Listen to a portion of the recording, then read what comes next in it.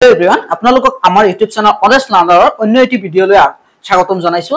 আমি আগৰ ভিডিঅত data হেন্ডিংৰ MCQ বিগত বৰ্ষত অহা প্ৰশ্নবিলাক আৰু কনসেপ্টখিনি আলোচনা কৰিছো। জ্যামিতি আলোচনা কৰিছো, এলজেব্ৰা আলোচনা কৰিছো। আপোনালোকে যদি চোৱা নাই চাই লব, ডেসক্ৰিপচনত লিংক দিয়া থাকিব। আৰু এইখন ভিডিঅৰ জৰিয়তে আমি বৰ্গ আৰু বৰ্গমূল, ঘন আৰু ঘনমূলৰ কনসেপ্ট আৰু বিগত বৰ্ষত অহা প্ৰশ্নবিলাক আলোচনা কৰিম। গতিকে আপোনালোকে ভিডিঅটো সম্পূৰ্ণ চাব আৰু সাবস্ক্ৰাইব কৰি বেল আইকনটো ক্লিক কৰি দিব আৰু ভিডিঅটো লাইক আৰু শেয়াৰ কৰিব। এতিয়া প্ৰথম টপিকটো আমাৰ হল যে বৰ্গ আৰু বৰ্গমূল, স্কয়াৰ এণ্ড স্কয়াৰ ৰুটস। আমি দুটা সংখ্যা একে সংখ্যা যদি আমি পূৰণ কৰি আমি যেটো পাও চাওক, বৰ্গ স্কয়াৰ আৰু বৰ্গমূল। সংখ্যা এটাক সেই সংখ্যাটোৰে পূৰণ কৰি পোৱা পূৰণফলক সংখ্যাটো বৰ্গ বোলে আৰু সংখ্যাটোক উক্ত পূৰণফলৰ বৰ্গমূল বুলি কোৱা হয়। 2 পূৰণ 2